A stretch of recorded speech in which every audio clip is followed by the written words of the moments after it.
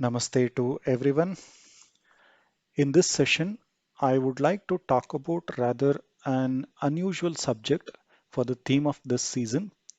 This is a little deviation from the main theme of Bhavya Bharata Darshana that I was planning for a year. It was not in the original plan, but repeated mentions of the topic in multiple forums that was disturbing us over and over made me take up this topic. This is about caste oppression and untouchability that has been an accusation for 2 centuries. Today, this has been used by the enemy to hit us hard and use the fault lines to divide and conquer and convert poor Hindus by the desert religions. Our enemies use it to guilt trap Hindus and convert the victims of the abuse we have in the society. And the treacherous group help these guys for the sake of political gain, while those who are in favor of the caste as practiced today in the name of traditions are not aware of the danger that is pushing them to extinction in a very slow manner. Some of these are examples of pictures, cartoons, and stills from Bollywood movies stereotyping Brahmins as oppressors. We see this all around us. When you talk to 99% of the Hindus today, there is no way they are not guilt trapped and keep a silence over these accusations. I wanted to go a little deeper into the history of all this, how an all inclusive Hindu is today at the center of all these debates, even though there is no history of any ethnical genocide or religious mass murder under the name of an angry god against his non-believers in this land as compared to the history of Middle East, Europe or Americas. I came across some of the glaring facts when I read the books of Pandit Satish Sharma, which he wrote in the backdrop of a missionary conspiracy to demonize and oppress the Hindus of Britain.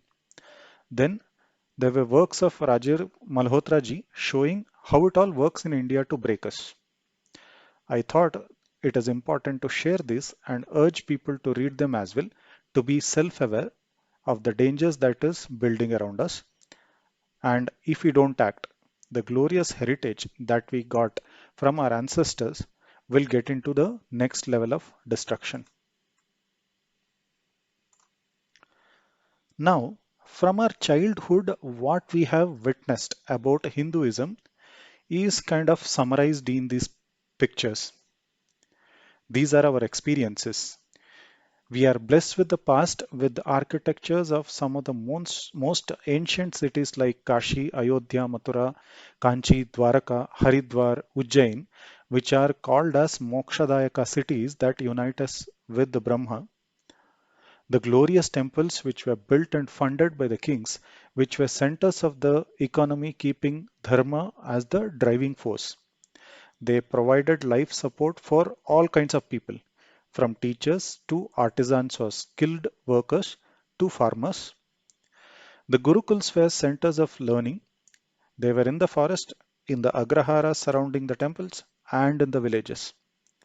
Bharata exhibited excellent skills in medicine, astronomy, chemistry, metallurgy, and many more areas, and not just limited to any particular jati, which is wrongly called as a caste today, which we will see in the coming slides, and attracted trades from across the globe.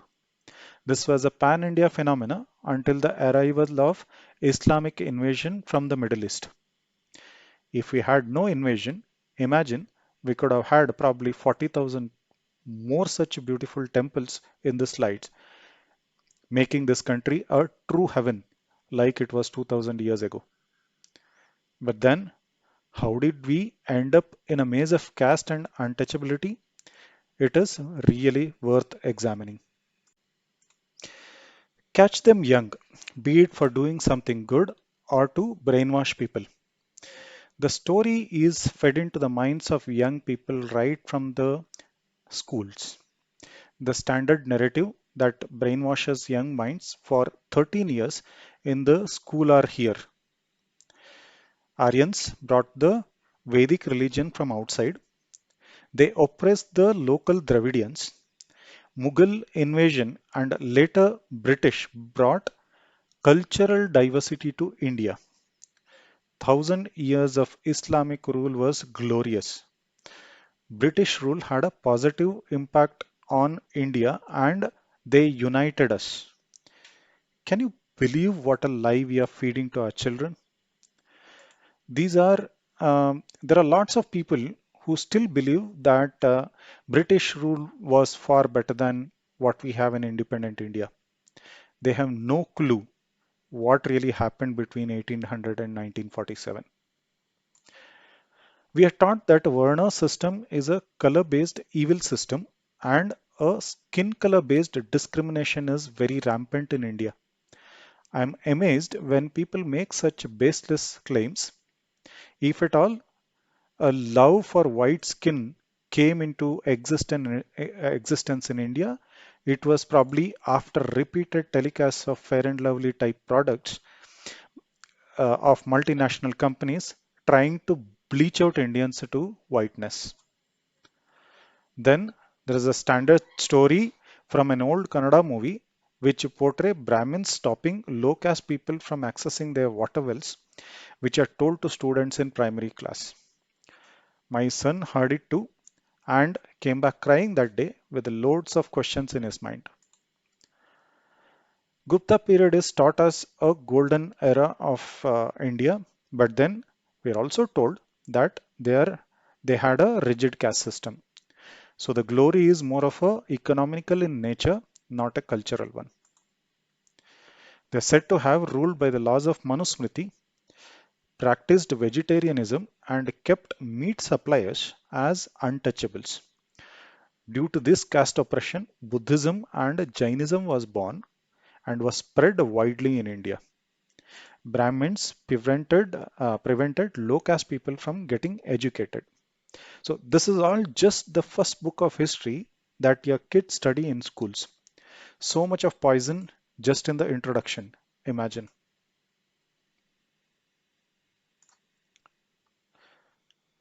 My kid for the first time heard the caste oppression in fourth standard, from his teacher. He was told Brahmins were stopping the low caste people from drinking from the same well. He came back in tears from the school that day. Looks like other kids in the school treated him with the contempt for the Brahmin ancestors supposedly being cruel. We did have some dialogues at home that day, and it took a while for him to come out of that trauma. But then, when he spoke to his grandfather, he was told the same that Brahmins in his village did not allow him to take water from their wells. Now, this is a story from post independence. But the interesting part was his grandfather did not belong to a low caste. But still, it did happen in a country ruled by a secular government based on a constitution written or compiled by a person from lower caste who turned Buddhist due to the caste oppression. Now, this is also a fact that we need to think of. We had 50 years of Congress rule, 25 years of Muslim education or HRD ministers, and still the oppression continues. And Brahmins are always the target as a reason for this oppression. Hindus are not allowed to teach Hinduism in schools. They have to obey RTI rules, follow the government syllabus, but you have missionaries and madrasas teaching their religion while getting paid by the government. Every Hindu institution, their temples are controlled by the government officials. Money offered to the deity is looted by the government, but you will see temple purohits painted as greedy oppressors. And after all, what? A money that is paid, minuscule amount of money as their monthly salary, probably in the range of 250 rupees to 1000 a month. We had reservation running for 7 decades, but conversion mafia propagates the story of Dalit oppression by Brahmins and uses it for further conversion. Up to 1990s, all PMs had a single slogan, Garibi Hatao. It still continues in many states who are anti-Hindu, but the situations of Dalits never improved in any of these places. Have you ever wondered why so? We have a convenient answer. It's because of the Brahminical Hindu religious oppression on the lower caste. This is a standard narrative. Now, why none of this is supposed to change, be it the narrative or the oppression on lower caste or Dalits? Because this is a narrative and caste debates are not supposed to end. Hindu should be burdened as a creator of untouchability.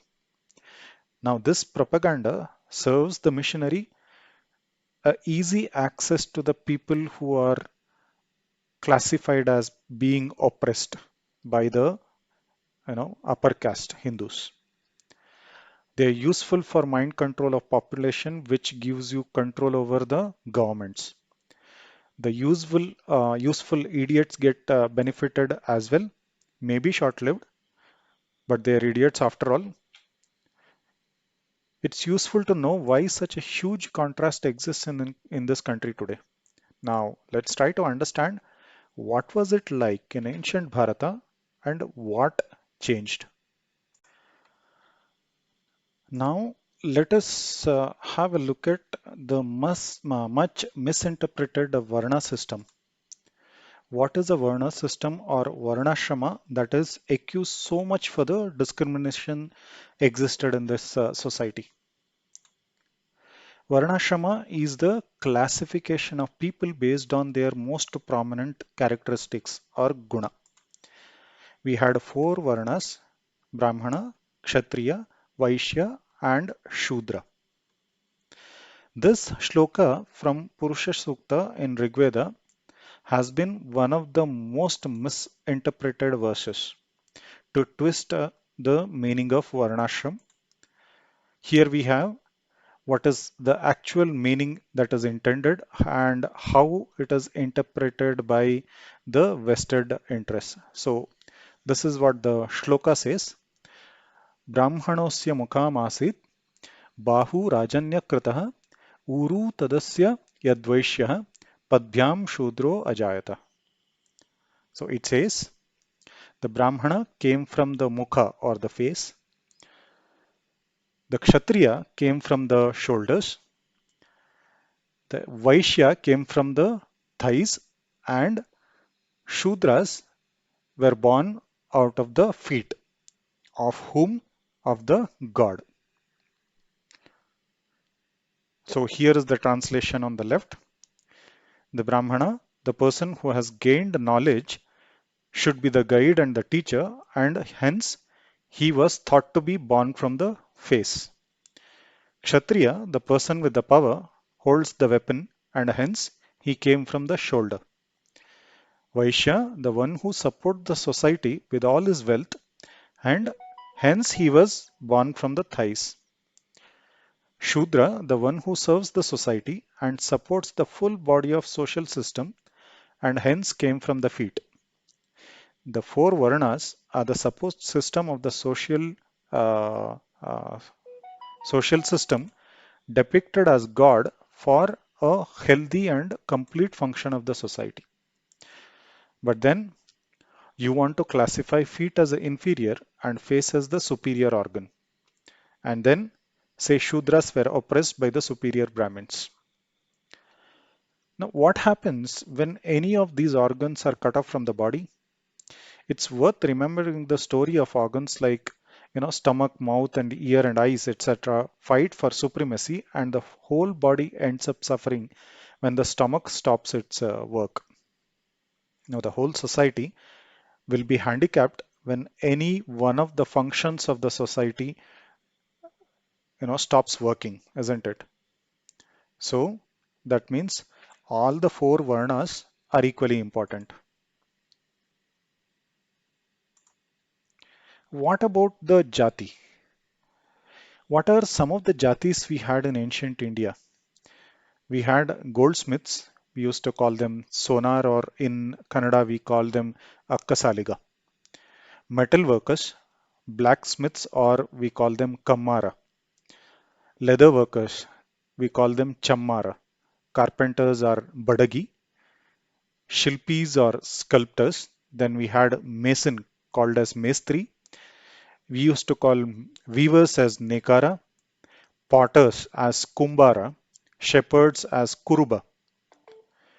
Now, all these were professions people adopted for their livelihood. Some of these jatis still exist today, and most influential in terms of the vote bank. For example, the Kumbaras and the Kurubas in Karnataka, for example. While some other professions, like for example, the gold work and the weaving, they are majorly taken over by the multinationals, and the jatis do these works in a very low scale. People who studied Vedas were involved in the Yaga Yajna and ran Gurukulas, and these were the Brahmanas. People who did some of these works were prohibited to accumulate wealth for personal use, and they were also prohibited from wearing gold. Surprisingly, you will see lots of stories around greedy Brahmins in King's Court. These did not come under the jati or what is later called as caste. Same with the Kshatriyas too. Now, you had all these people who were not supposed to be accumulating wealth, but they were called as oppressors, whereas the rich jatis, which were classified as Shudras, were actually, very rich in those ancient societies, but we call them as oppressed category. So, what was originally a jati was a community of people doing same kind of work, producing same kind of goods or service. They were not rigid, but mostly people adopted profession of their father. They married within the same profession or jati as it helped to grow the business. Like in today's world, a doctor wants to marry another doctor, and a CA wants a groom or a bride who is doing the same profession as CA. A businessman wants to marry the daughter of another businessman. Now, if I try to accuse these, on the same yardsticks uh, of a rigid caste system, these as well should be, uh, called as crimes, going by the same rule. Let us take the latest fight between the modern allopathic doctors and Ayurvedic doctors, and how IMA, a non-governmental body that endorses products like, of private companies, try to harass Patanjali. I think everybody have heard this news. This mafia that denies the due recognition and access to government funds to the Ayurvedic system, we are all aware of.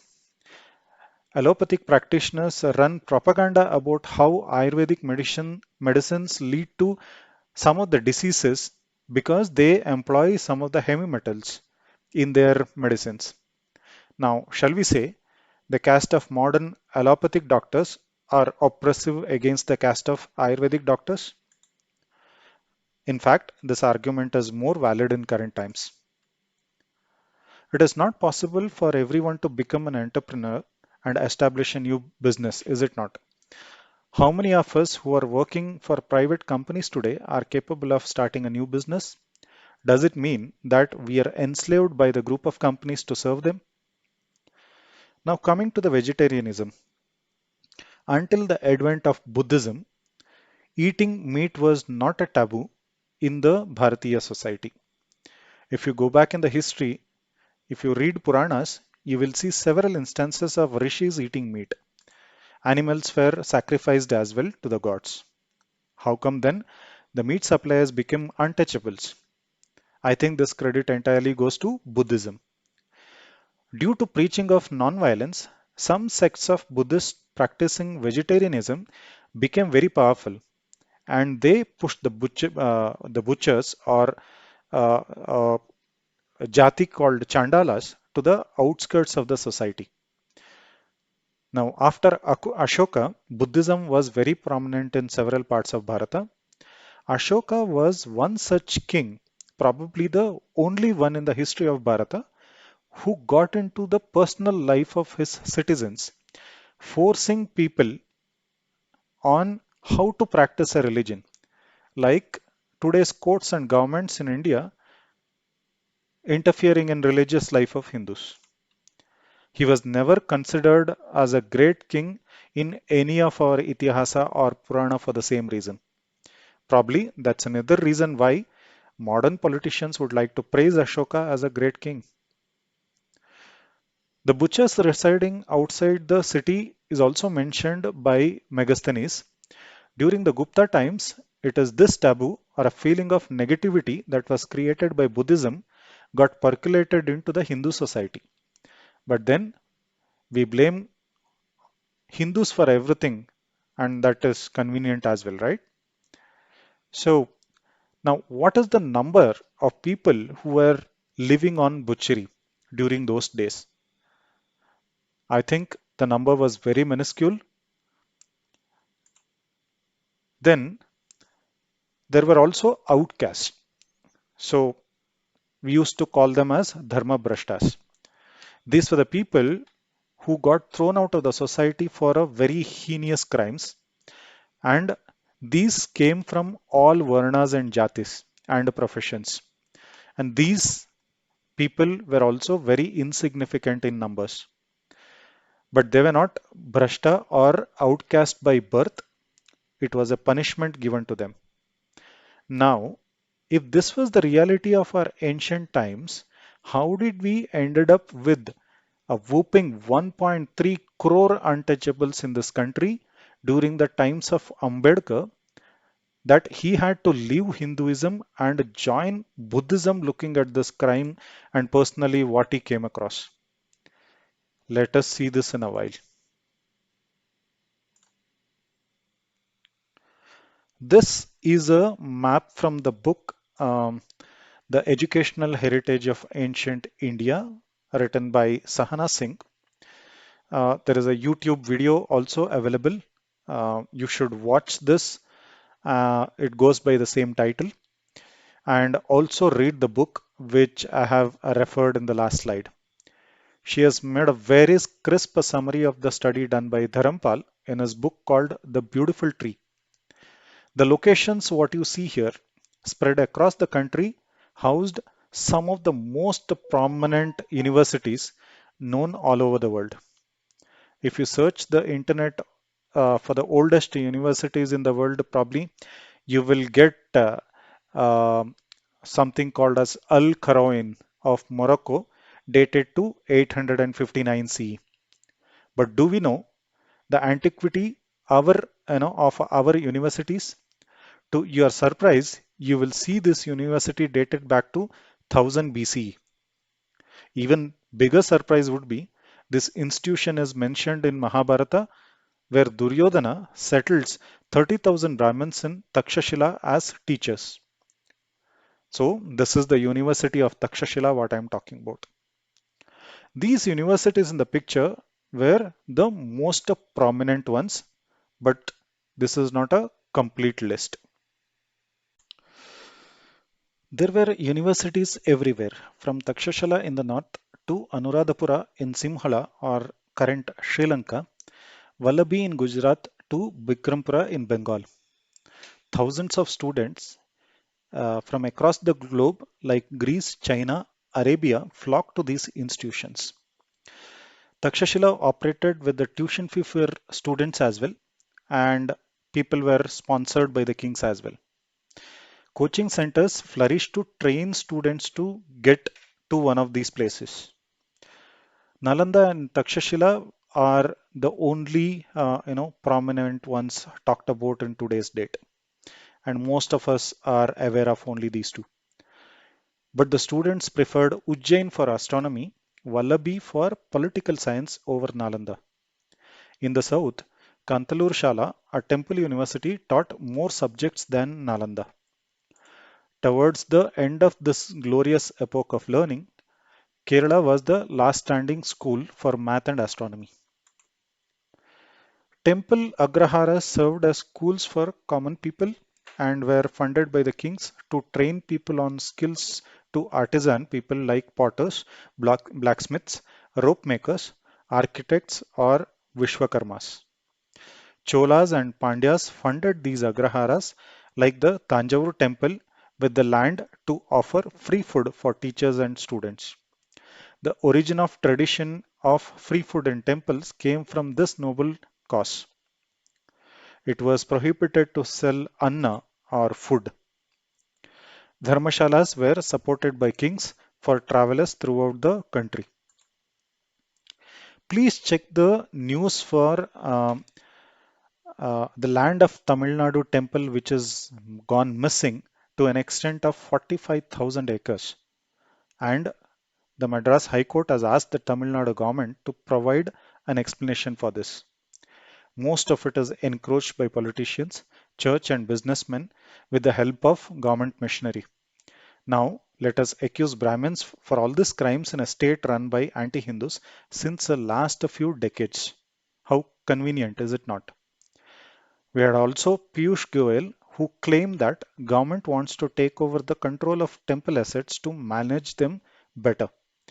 Are Hindus not capable of this? And this is how government manages temples by selling their land, looting the money donated by Hindus, and paying salary to Christian padris and Islamic mullahs. All of you might know the news of Karnataka government rolling back such an order where temple money was supposed to be used to pay padris and mullahs as a relief for the pandemic. What a blatant loot. We have not yet come out of the colonial rule in reality. It took a protest by the VHP to roll back this order in Karnataka.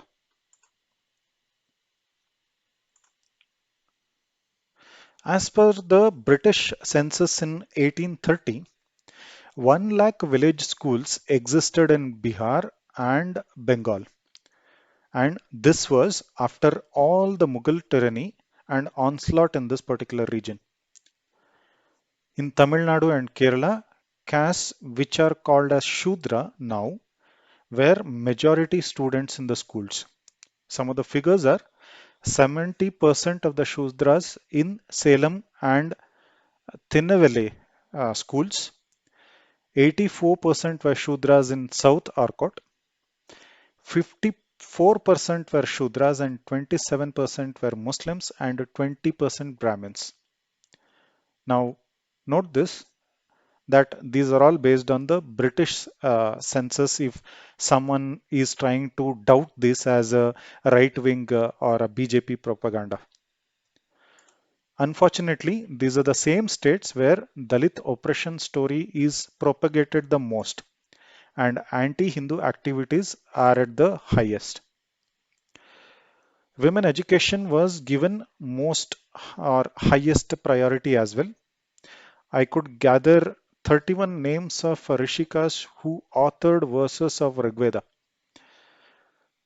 Some of the names are like Lopamudra, Aditi, Arundhati, etc. They debated with other rishis and kings. The judge for the debate between Adi Shankaracharya and Mandana Mishra was Sharada, wife of Mandana Mishra. So this is the story coming from the life of Adi Shankaracharya when he was on his tour to propagate Advaita throughout the country. Now Adi Shankaracharya builds a temple in the name of Sharada in Sringeri. Saraswati is known as the god of learning. There is a work called Malati Madhava written by poet Bhavabhuti. He was the most, a very famous poet in the Gupta period. This Malati Madhava shows existence of co-education. That is, girls and boys studying in the same school, like the times of today, in a university called Padmavati of Padmapura in the current Maharashtra. Takshashila also had dormitories for women students. Now, there was a special group of women called Ganikas who were employed in the court of Mauryas. Now, what we see is it was not mandatory for these Ganikas to marry to be in relationship. They enjoyed a very high status in the Maurya Empire. I came across this particular article in India Facts written by Maragatam, um, and it talks about some of the facts which are coming out of the British officers at that particular time. There is a British guy called Prendergast. He says there was hardly any village in India without a school, and this was somewhere in 1820s. And second one is a report of William Adams, quoted by Dharampal in his book. It talks about a school which had six Chandal teachers. We are told Chandals were untouchable, but this talks about a school having Chandal teachers. It further says Brahmins and Kshatriyas formed not more than 40% of the students. In some cases, they were less than 15%. Native schools had equal number of dormant Chandal students as Vaidya, that is doctors. You can see the numbers of those as well here. Now, missionary schools in the British Raj had much lower number of low caste students compared to the traditional schools run by Hindus. Now, whom you do want to call as oppressors? Further, reports from Madras Presidency says Brahmins were lower in number in the schools except in higher learning on theology or shastras or philosophy, metaphysics, ethics, law, etc. Now, astronomy, medicine, which are coming from practical streams, were studied by every caste, including the barbers. It talks about higher learning students from the Shudra Jatis in Rajamundry in Tamil Nadu, and barbers were the best, medical students because of their skillful hands, which helped them in surgery.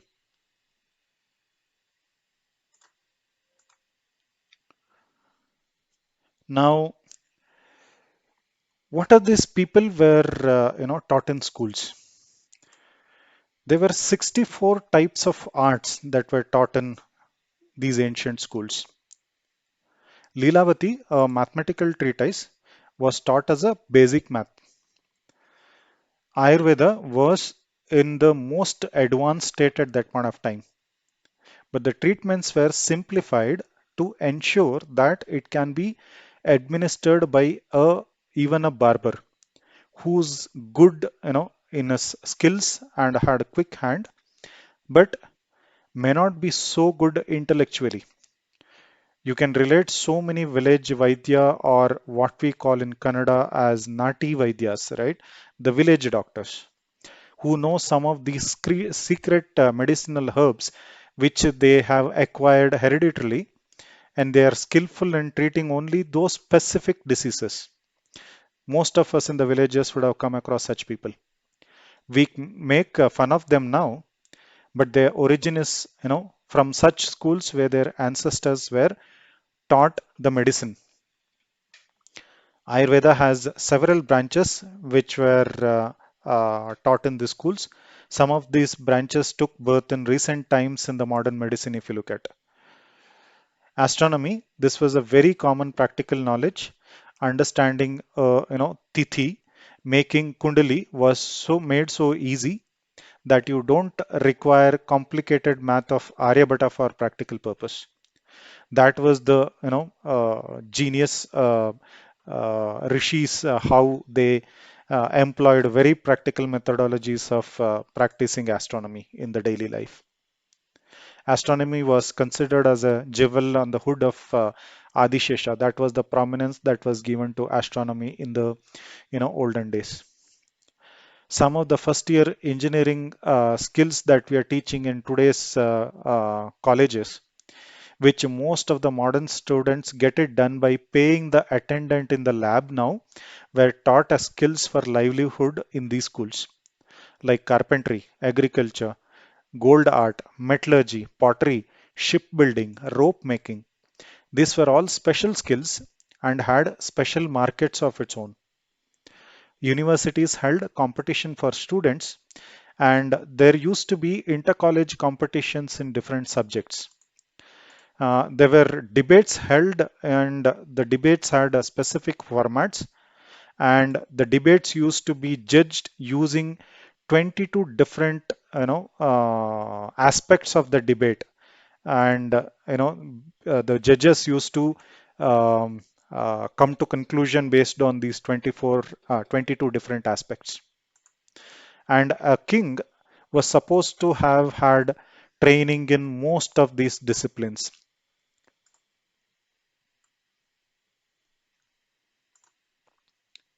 Now, let us look at the economic situation of those times. Brahmins, the majority of them were teachers at various levels. They used the income from the lands attached to the temples to run the schools and perform temple rituals. They were forbidden to amass wealth, or they were forbidden from wearing gold.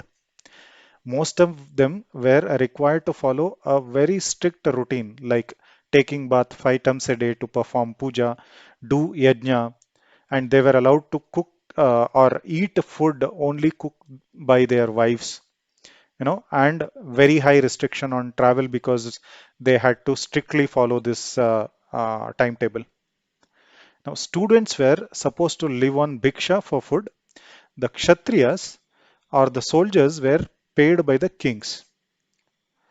Vaishyas were, carrying out trades. They did business, and the trading was conducted inside and outside the country as well. And this trading created wealth of the nation. Shudras were the ones who produced goods and services. They exchanged goods and service for money with the Vaishyas and the kings. They owned most of the land and resources to produce these goods. Now, Vaishyas and Shudras were the richest Varna. Some of the largest landowners included even Shudra women. Temples were the economic centers. Culture, education, and trade flourished in these temple towns. When British landed in Bharata, there were more than 500 principal states that were ruled by Shudra kings.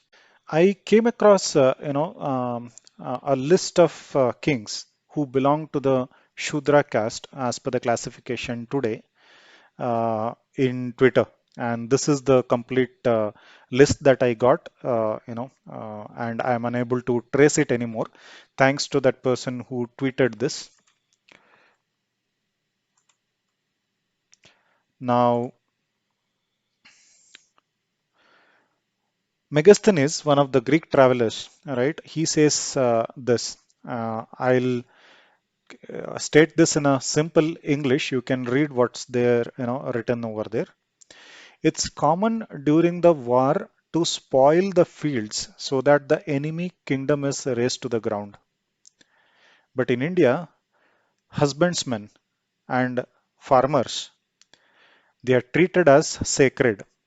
They are not disturbed during these battles. Even when the armies kill each other mercilessly, these farmers are never molested or harassed. He further says, fourth of seven caste are, artisans who make armors and things useful for the farmers. They were exempted from tax and also received maintenance from the treasury of the king. Now, all these belong to the Shudra community. Now, this is the same king who is, told as ruling the nation using Manusmriti. These rules are coming from the same Manusmriti which is being abused by the modern scholars.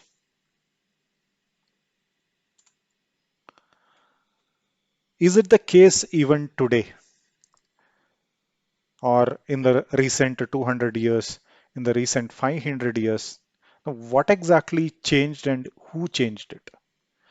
Our textbook says Hindu caste system was oppressive, lower castes were exploited, and Ambedkar demonized the Hinduism and became Buddhist. He wanted the death of the caste system and burnt Manusmriti, though some do not agree with that particular story. I doubt if Ambedkar was an actual intellectual as many claimed him to be, because if he had actually put some effort in understanding what exactly happened in the past, probably he would have come to know what is the reality. But then, if you're not an oppressor historically, what exactly made Ambedkar to act like what he did, and was he right?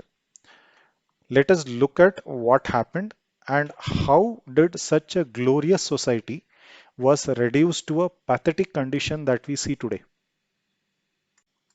Now, this is a graph of changing economic situation in India and some of the countries outside India for last 2000 years. If you look at this graph, the width of the band indicates the contribution of each of those country as a percentage to the world economy by percentage of GDP. Now observe the dark yellow band and the maroon band. The top uh, three. You can observe China is the second one from the top and India is the third one. You can see that after 1000 CE, there was a sharp decline in the GDP in India with the start of Arab invasion. So probably around 12th or 13th century. It became a little stable in the Mughal period and there was a significant improvement during the Maratha rule. It had already reduced from 45% to 25% by the end of Mughal rule and when British entered the game here. Then British took over the rule in Bengal and then they started spreading across India from more than 45% of the world GDP. We were reduced to a merely 4 to 5% by the end of British rule. In their rule from around 1800 to 1947, British looted around $45 trillion worth from this country.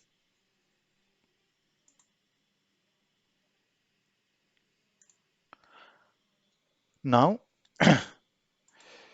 if you look at the Islamic invasion time, the first blow was on our learning centers.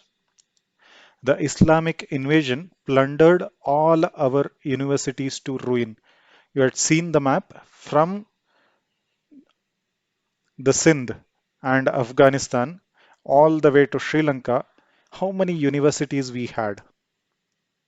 All these universities were, reduced to ruins.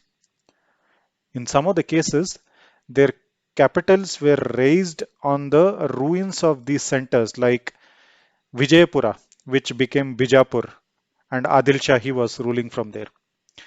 The source of knowledge was dried, and the creation of artisans and scholars came to almost a standstill in most parts of India. The work of science stopped, and the priority changed to saving one's life and supporting some of the basic necessities.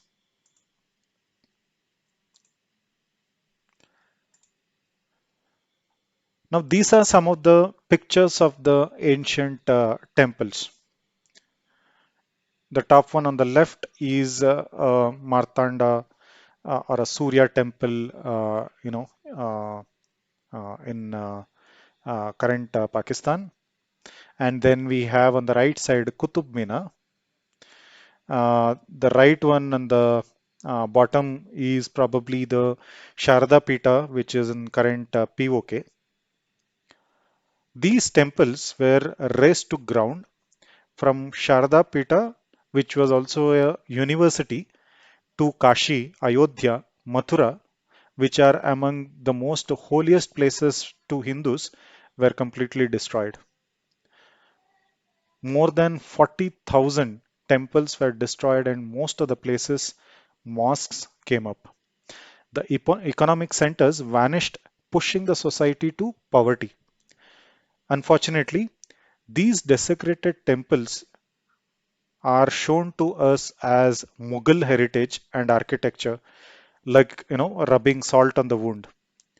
For example, all structures in Delhi, including the so-called Qutub Minar, Red Fort, Tomb of Humayun, etc., were Hindu structures destroyed by the Islamic invaders.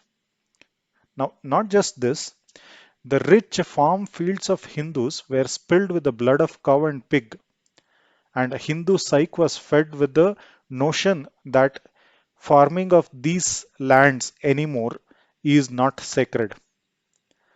Now, Shivaji during his rule was able to change this belief and was able to make the Maratha farmer to produce food again. But changing that belief all over the country was a mammoth task. Unfortunately, Marathas lost to British, and for the next 200 years, we received the deadliest blows in multiple fronts. During the British Raj, if we keep listing, every atrocity that is was done by the British, probably the list would go, endless. But I would like to talk about five areas, prominent areas where British played their game in a deadliest manner. They were the monstrous taxes on Shudras, Regulation Act in Bengal and Madras, the missionary education which killed the native, Sanskrit education, Criminal Tribes Act, introduction of caste-based census. Now let us look at these criminal laws of British which were designed to kill the Hindu society.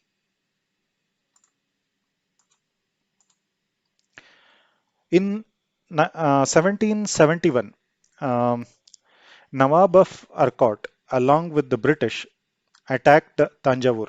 Now, when British entered India, they were, playing like a second fiddle to the Nawabs and Islamic rulers in this country, and they were acting like tax collectors. Now, in Tanjore, they imposed a tax of 59% on the farmers. You can imagine, from the movie Lagan, overnight, the landlords who were mostly Shudras around Tanjavur were pushed into poverty because they could not pay this heavy taxes. Now, this law was extended all across the country wherever British came to dominance. In Tamil Nadu, the Irrigation Cess Act in 1865 limited, access to water by imposing a huge tax which farmers with the low income could not afford. British also imposed acts like the one in 1879, like Gujarat Land Revenue Code, to take over the land in case of failure to pay such a taxes. Now, all this takeover were implemented by the local administrators reporting to British. For the poor public, it was an oppression of the upper caste. British shifted the blame very cleverly to the educated administrators who were largely Hindus dancing to the tunes of British, or they were enforced to do so.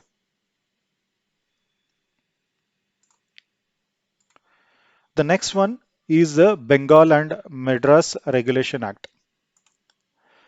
Now, these were targeted to take over the temple lands. Large farming lands which supported the temple economy and trade were taken over by British.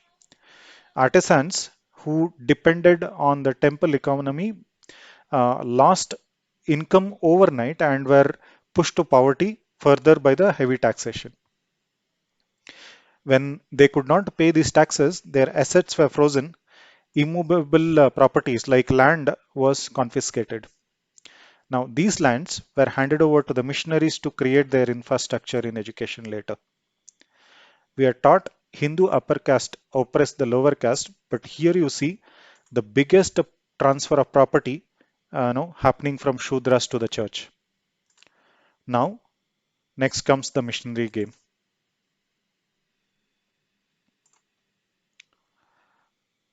Macaulay was a mastermind behind the British education in India. This is the excerpt from Macaulay's Minutes of 1835, where he says, "We must at present do our best to form a class of persons, Indian in blood and color, but English in taste, in opinion, in morals, and in intellect." In Bengal, church missionaries played a big role in convincing the British that it is needed for a missionary education to save India from Hindus. With people like Ram Mohan Roy as accomplice, you heard it, Ram Mohan Roy was a British accomplice. Church spread fake news of millions of Hindu women being burnt in a ritual called sati. Sati was a practice in some of the royal families in Rajasthan and then later spread to some of the Brahmin communities as well. It was never a rampant phenomenon in India. Sati practically never existed in whole of Bengal where British ruled at that time. Now, what church does is they printed thousands of pamphlets, like with the picture what you see here, exaggerating and manufacturing the horror of sati as a practice in Bengal, and convinced the British Parliament in UK to be given permission to establish missionary schools in Bengal. Their aim was Christian conversion at end of the day. Now, British took the credit of banning sati and eliminating it overnight. Now, first of all, sati did not exist in Bengal, but we all study that British banned sati in Bengal. Now, Ram Mohan Roy was an elite Bengali who got his title Raja from the Mughal king Akbar Shah II. He was also a Christian convert and followed a sect called Unitarian sect in Christianity. He hated Sanskrit like any other convert because he was a admirer of European culture. Him being a Christian convert are written in British records as well. He also wrote a book, The Precepts of Jesus, The Guide to Peace and Happiness. With this help, the beautiful tree of Indian Gurukul education was successfully dismantled. Missionary schools propagated the caste system so diligently and denied education to Shudra artisan class so that India could not produce goods which can be a competition to the finished goods of from the Britain. They killed textile industry by cruelest methods possible. They cut hands and fingers of the weavers, burning the wooden machines, and put heavy taxation on the poor. And when they were not able to pay the tax, they confiscated their lands. Now, some of the other products as well saw the same fate, and it made way for the industrial revolution of Europe.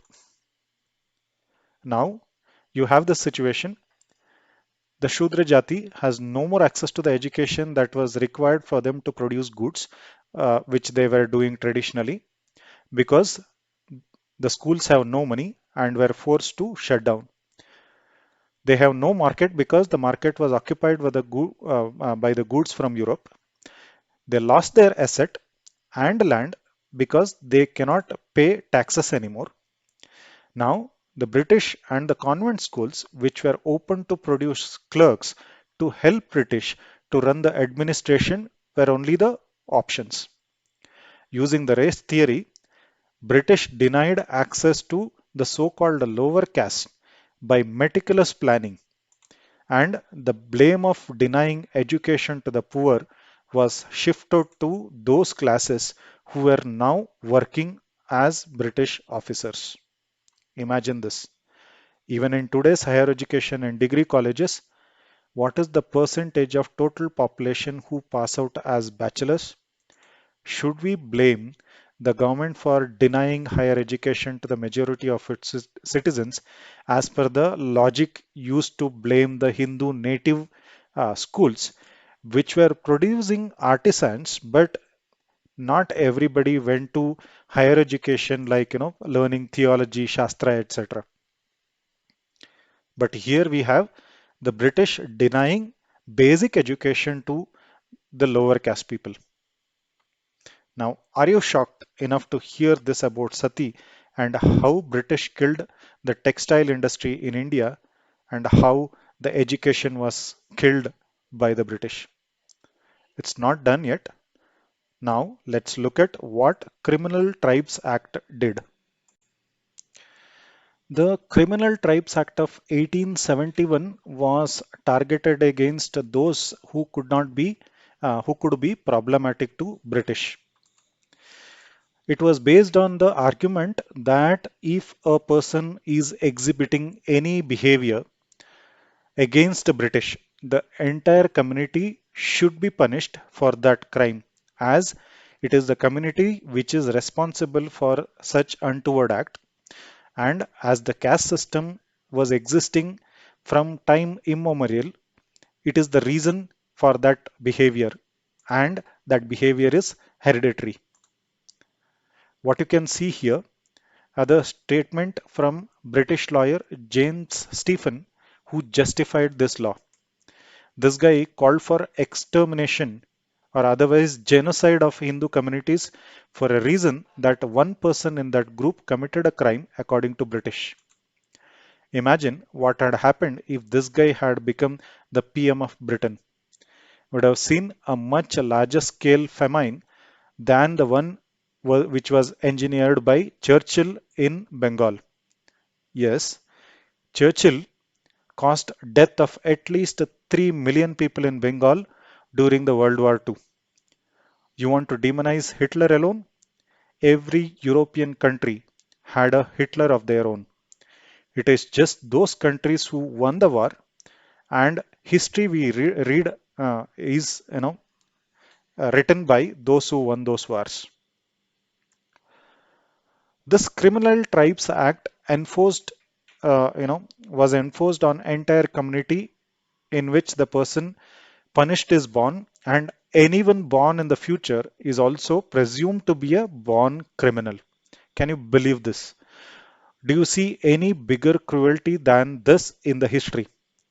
Don't you think the entire Europe was neck deep in this thought, which also gave birth to people like Hitler, Stalin, and Mussolini?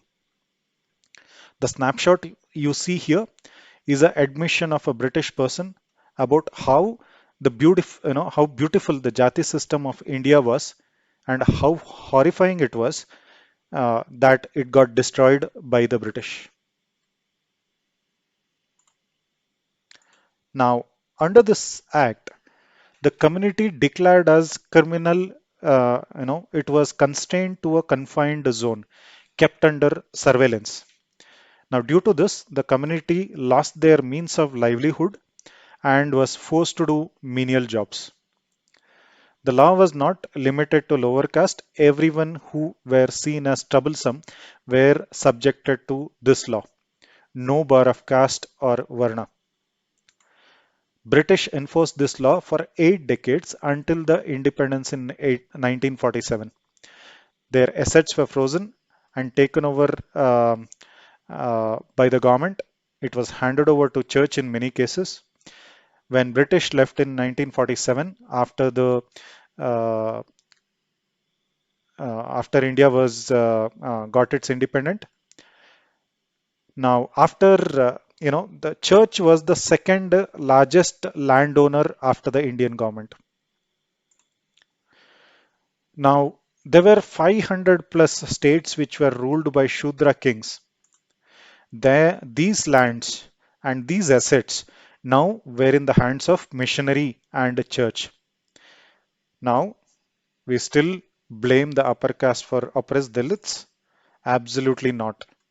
In reality, This was the church who oppressed the Dalits and made them poor. We clearly see who created these Dalits. Madras Presidency alone had 273 castes categorized as criminal by birth, and all the Varnas were in this group.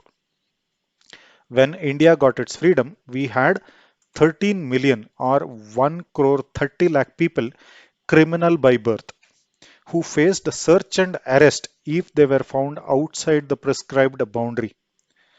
Now only Hitler is blamed of concentration camps, but British put 13 million people into such camps in India. The only difference was Hitler killed them using poisonous gas, but British did it by making them poor. This is the story of origin of 1.3 crore untouchables in India and how church became rich by stealing their wealth. When I read this in the book mentioned, when I read this in the book mentioned here, written by Pandit Satish Sharma, I was literally shocked. These British who claimed to have saving us from Hinduism destroyed the very foundation of this country. Now show this fact to anyone who blames caste and untouchability on Hindu traditions. This is a statement which was, given by a so-called saint. He was a bishop of a church in Goa, which was ruled under Portuguese during that time. Saint Xavier, the savage missionary who forced inquisition in Goa.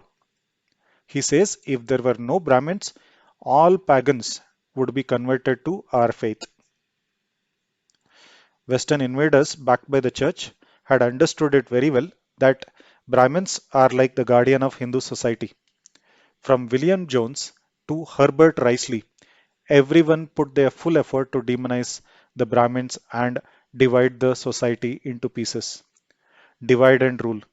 That was the tactic from day one.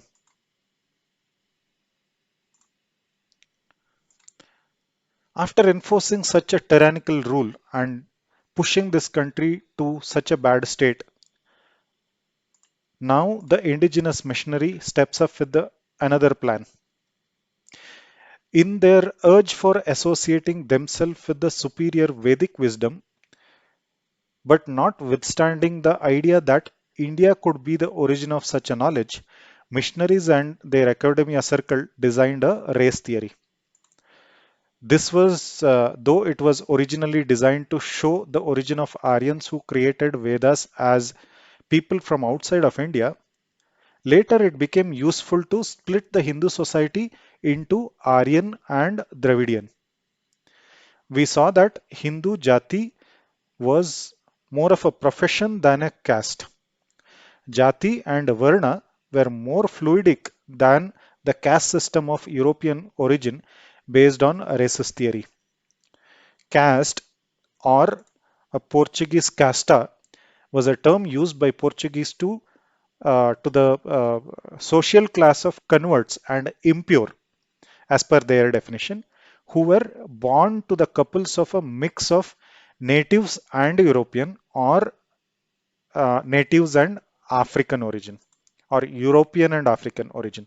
So according to the European system, it was a impure race and they were called by the castes.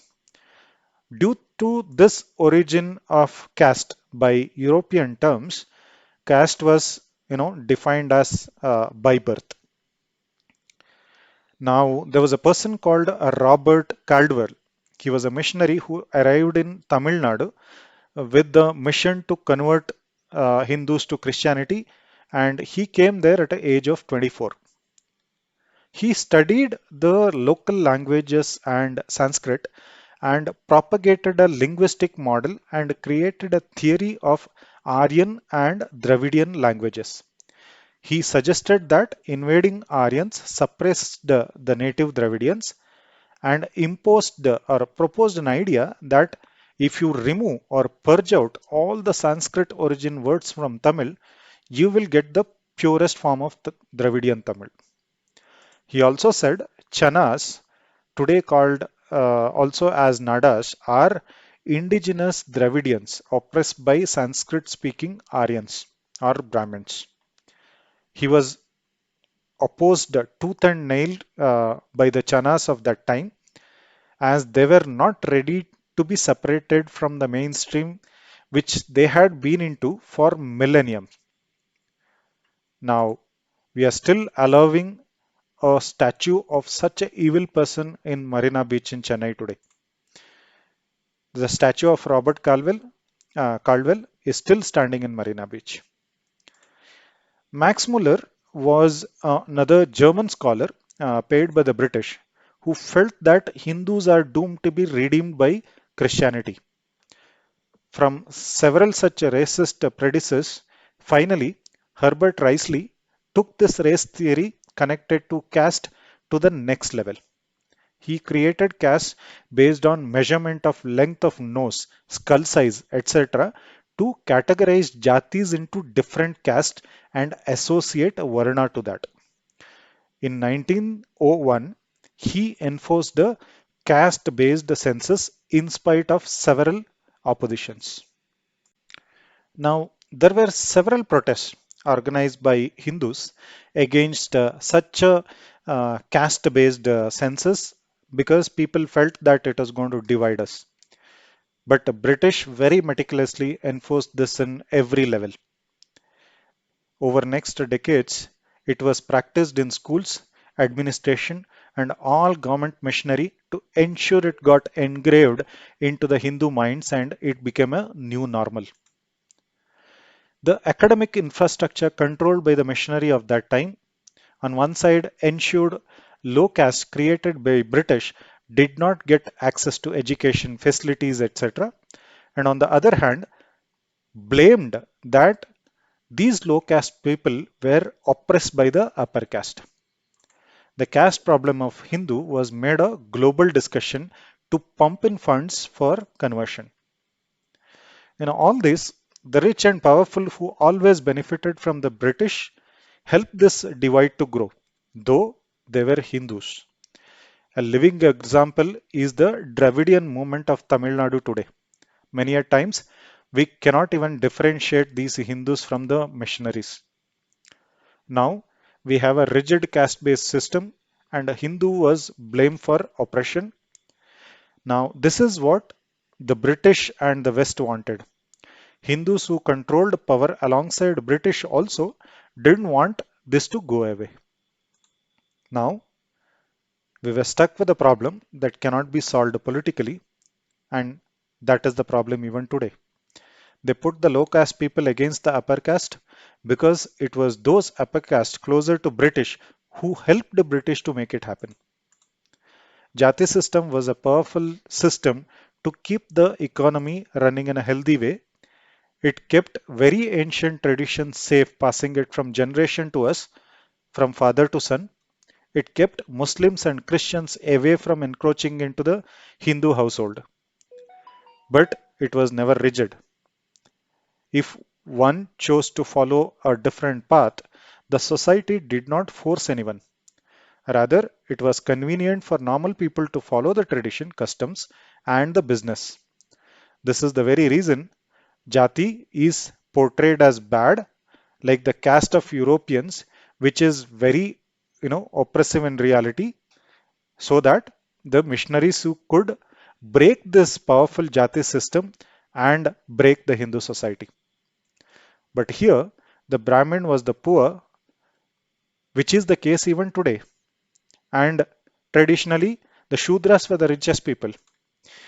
Majority of the Brahmins are indeed poor in most parts of the countries even today. Now you know what those people who stopped the low caste people drinking from the same well wanted and why? Because they had joined hands with the British. Encourage your children to protest when their school textbooks say that, British created a positive impact in India. No, they broke the society. Now let us ask again, did the arrival of British in India did anything good to us? Why did people like Ram Mohan Roy supported British, converted to Christianity, and spent his last days in British as a missionary. Should we call him as a pioneer of modern Indian Renaissance? Absolutely not. Now that we know what really happened, we should really think what we should do now. No leader wants the caste to go away because this is a political capital. No Christian missionary or Islamic power wants to this to go away as well because that's what keeps Hindus weak and gullible for conversion. Those who want this barrier to go will be targeted and killed, like the Palgar sadhus who got lynched by Christians, like the Kanchi Acharya who was pushed into jail on a Diwali day by Jayalalitha government because of his works to help the economically backward people of Tamil Nadu, which was neither acceptable to politicians or the church. Now Bollywood, which is completely under the control of Islamic underworld, would like to show a greedy bania, a rapist Brahmin, or a gangster with a tilak. None of this has got, even an inch of reality. But a mullah or a Muslim man called as a Rahim Chacha is always shown as good. A padri of church in a long gown is always very passionate and a fatherly figure. But if you read the news, you know what is the truth. Today, their soft targets are so-called low caste as they can be influenced by money due to their poverty. They also have price tags for powerful people who can influence a bigger mass. The day when they exceed a threshold number, we will see Kashmir and Bengal like terror throughout the country. We should break this artificial barrier for our own good. And because this oppression is real, and those who are treated as low caste and untouchable were one amongst us in the past, it is important that we break this separation and make them join the mainstream. Now, I was not aware of many of these facts until I came across these books and talks by Rajvedam, Rajiv Malhotra, and interviews of Professor Nagaswamy, etc. As I went more and more deeper, the dark side of this whole mega project is very clear in front of me. I recommend you guys please read them, spread the awareness, and help the people to come out of this particular guilt trap. Let us save our children from this propaganda machinery. Namaste.